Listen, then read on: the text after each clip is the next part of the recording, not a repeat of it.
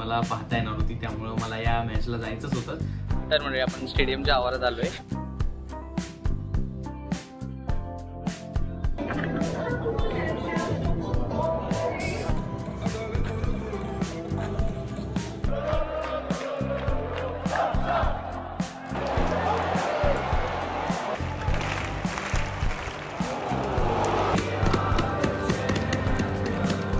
बार्सिलोनामध्ये असाल तर स्टेडियमला व्हिजिट करा आणि स्टेडियममध्ये मॅच बघा।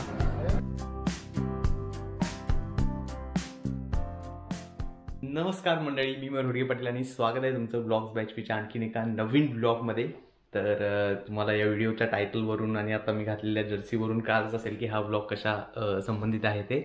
तर आज आपण चाललोय बार्सिलोनाची म्हणजे फुटबॉल क्लब बार्सिलोनाची मॅच बघायला बार्सिलोनामध्ये ऑलिम्पिक स्टेडियममध्ये। तर ऑलरेडी बार्सिलोना ला लिगा जिंकलेली आहे, तर आज त्यांची विलारियल सोबत मॅच आहे। पण पोस्ट मॅच त्यांचं सेलिब्रेशन देखील आहे, कारण ते ऑलरेडी चॅम्पियन्स आहेत या लीगचे यावर्षीचे। सो एक वेगळा अनुभव। आणि जर तुम्ही स्पेनमध्ये असाल आणि जर तुम्ही बार्सिलोनामध्ये असाल तर ऑब्व्हियसली तुम्ही बार्सिलोनाची मॅच ही बघितलीच पाहिजे स्टेडियमला जाऊन, आणि तोच अनुभव घेण्यासाठी आज आपण चाललोय। तर आपण पहिल्यांदा जातो इथून प्लाझा दे स्पॅनिया या सर्कलमध्ये, जिथून हे जवळ आहे स्टेडियम। तर हा सगळा प्रवास देखील मी तुम्हाला दाखवेन। So let's go. तर मंडळी, स्टेडियमला जाण्यासाठी मी सायकल रेंट केली आणि सायकलद्वारे मी गेलो, कारण माझ्या राहण्याच्या ठिकाणापासून हे स्टेडियम थोडं जवळ होतं। जवळपास एक 10-15 मिनटं सायकलिंग मला करावं लागलं। आणि बार्सिलोनामध्ये अशा जवळच्या ठिकाणी जाण्यासाठी सायकल रेंट करणं हा एक बेस्ट ऑप्शन आहे। या ठिकाणी तुम्हाला सायकलिंगसाठी असे सेपरेट ट्रॅक दिसतील रोडवरती, जिथं फक्त सायकल जातात आणि त्यांचे सिग्नल देखील वेगळे असतात। तर या रेंटल सायकलसाठी तुम्हाला वेगवेगळे रेट वेगवेगळ्या कंपनींसाठी बघायला मिळतील। तरी साधारणपणे 15 मिनिटासाठी 1 युरो असा वगैरे यांचा चार्ज असतो। तर म्हणजे आपण सायकलवरून आलो थोडं अंतर, आणि ते मॉन्टचियरचा जो पॅलेस आहे त्याच्या आपण जवळपास आता सायकल लावलेली आहे, आणि आता इथूनच आपण चालत जातोय स्टेडियमपर्यंत, कारण वॉकेबल डिस्टन्सला आहे 5-10 मिनटं। आणि तुम्ही या एरियामध्ये आलात की आपोआप तुम्हाला सगळे बार्सिलोनाचे जर्सी घातलेले लोक दिसतील जे स्टेडियमकडे जात आहेत। सो त्यांच्यासोबत आता आपण जाऊयात आणि मग स्टेडियमवरती गेल्यानंतर तिथून आपण एंट्री करूयात। तर मंडळी, आपण मॅच बघायला जाणारच आहोत, पण त्याआधी मी तुम्हाला या मॅचसाठी मी तिकीट वगैरे कसे काढले याची माहिती देतो। तर FCBची जी ऑफिशियल वेबसाईट आहे, जी मी डिस्क्रिप्शनमध्ये देखील दिलेली आहे, त्या ऑफिशियल वेबसाईटमधूनच तुम्ही पण तिकीट काढा। तर हे तिकीट काढत असताना तुम्ही हे चूज करू शकता की कुठल्या स्टँडमध्ये तुम्हाला बसायचं आहे, त्यानुसार त्यांचे रेट वगैरे तुम्हाला दिसतील। त्यासोबत तिकीट काढताना त्याच्या खाली तुम्हाला काही त्यांच्या रूल्स किंवा गाईडलाईन्स दिसतील। तर या रूलमध्ये तुम्हाला असं दिसेल की जर तुम्हाला अपोजिट टीमला सपोर्ट करायचे असेल तर ते म्हणतात की तुम्ही त्यांच्या वेबसाईटवरूनच काढा, कारण इथं क्लबमध्ये खूप क्लॅश होतात, त्यामुळं फॅन्सचे वाद होऊ नये, त्यामुळे हे बसवतानाच लोकांना त्या टीमच्या सपोर्ट फॅनमध्येच बसवतात। म्हणजे जर तुम्ही FCBच्या ऑफिशियल वेबसाईटवरून तिकीट काढलं तर तुम्हाला अशा स्टेडियममध्येच बसवलं जाईल ज्या ठिकाणी FCBचे फॅन असतील। तर जवळपास मॅचच्या 4 ते 5 आठवडे आधी हे तिकीट रिलीज करतात आणि मग तुम्ही त्यानंतर तिकीट बुकिंग करू शकता। तर जर तुम्ही लवकर काढला तर तुम्हाला कदाचित स्वस्त मिळेल। आणि ही शेवटची मॅच होती बार्सिलोनाची, जी की बार्सिलोनामध्ये होणार होती, आणि ला लिगाची देखील त्यांची शेवटची मॅच होती। त्यामुळं मला ही मॅच बघायचीच होती, कारण यानंतर हा सीझन संपणार होता आणि समरमध्ये या ठिकाणी कोणतेही गेम नसतात असे जे मोठ्या लीगचे। त्यानंतर आता डायरेक्ट लीग चालू होईल ती ऑगस्ट किंवा सप्टेंबरला नेक्स्ट इयरसाठीची। सो मी इथे या ठिकाणी असताना ही शेवटची मॅच होती जी मला पाहता येणार होती, त्यामुळं मला या मॅचला जायचंच होतं। सो आपण तिकीट काढले आणि आता पुढचा जो सगळा मॅचचा अनुभव आहे तो आपण या व्हिडिओमध्ये घेऊया। सो चला।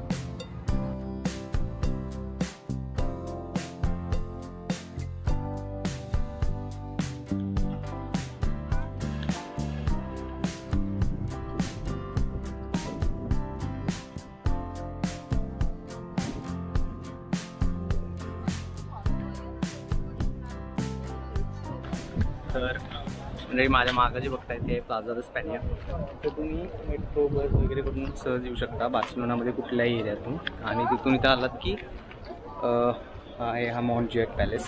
तर या ठिकाणानंतर इथून आपल्याला गार्डनमधून एक वॉकवे आहे जो आपल्याला स्टेडियमकडे घेऊन जातोय। तर त्या वॉकवेनं आता आपण जाऊयात।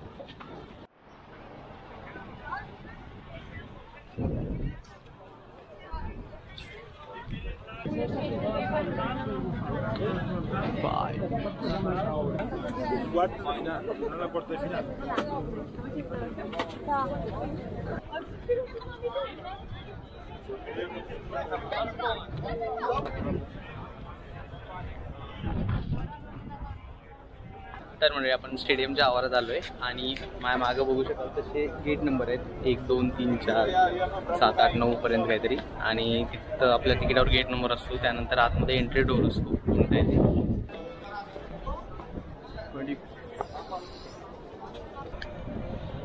तर आपण आतमध्ये आलोय. त्यांनी फक्त बॉटल चेक केली आणि त्यांनी टोकन काढायला लावलं, का माहिती का.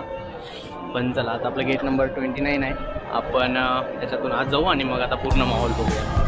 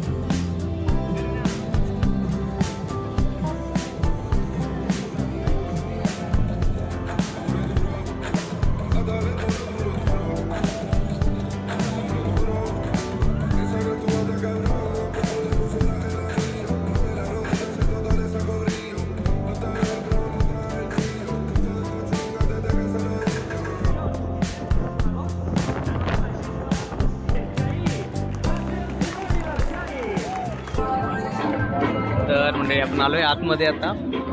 हे आपलं स्टँड आहे कॉर्नरवालं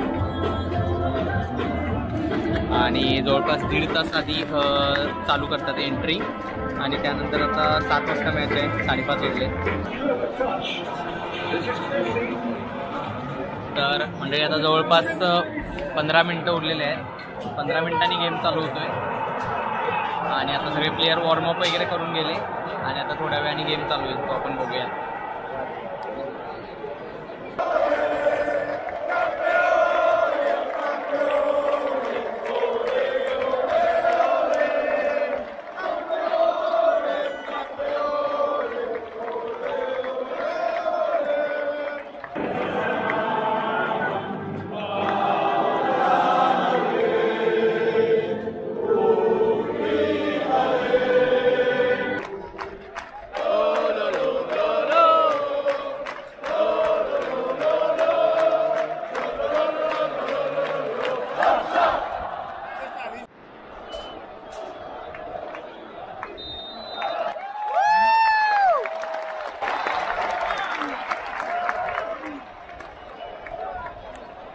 अजून 5 मिनिटं पण झाले नाहीत आणि पहिला गोल झालाय,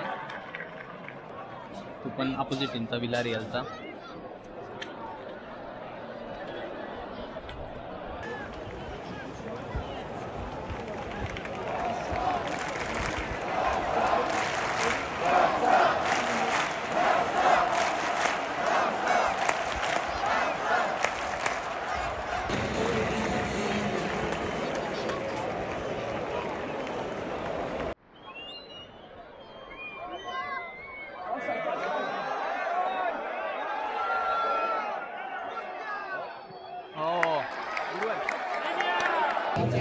तर मंडळी हाफ टाइम झालेला आहे आणि 2-1 आपण लीडवर आहे.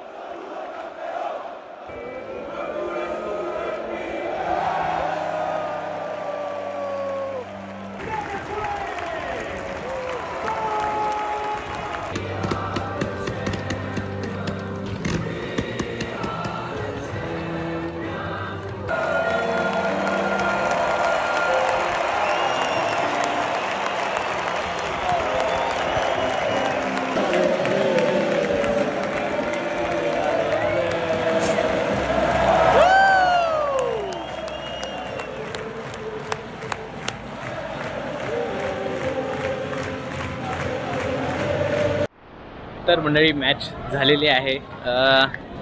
बार्सिलोना मॅच हरली, पण ऑलरेडी त्यांनी ला लिगा चॅम्पियनशिप जिंकलेली होती. त्याचं सगळं सेलिब्रेशन देखील आपण पाहिलं. आणि जर तुम्ही असाल बार्सिलोनामध्ये तर नक्की तुम्ही मॅच बघायला येऊ शकताय. एकदम भारी अनुभव होता पूर्णच. तो सगळे लोक घरी झाले, तसं आपण पण जाऊयात. पण नक्की तुम्ही जर बार्सिलोनामध्ये असाल तर स्टेडियमला व्हिजिट करा आणि स्टेडियममध्ये मॅच बघा. खूप वेगळा अनुभव आहे आणि नक्कीच हा एक लाईफ टाईम एक्सपिरियन्स तुमच्यासाठी असेल.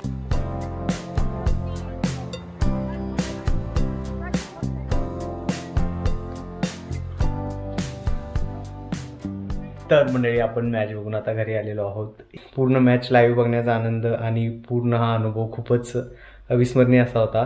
त्यामुळे नक्की जर तुम्हाला पॉसिबल असेल तर नक्की एकदा तरी फुटबॉलची मॅच ही ग्राउंडला जाऊन स्टेडियमला जाऊन नक्की बघा आणि तो अनुभव हा तुमच्या आयुष्यभरासाठी तुमच्यासोबत राहील असा असेल. आणि या पूर्ण मॅचच्याबद्दलची तिकीटिंग वगैरेची माहिती देखील मी तुम्हाला या व्हिडिओमध्ये सांगितली आहे.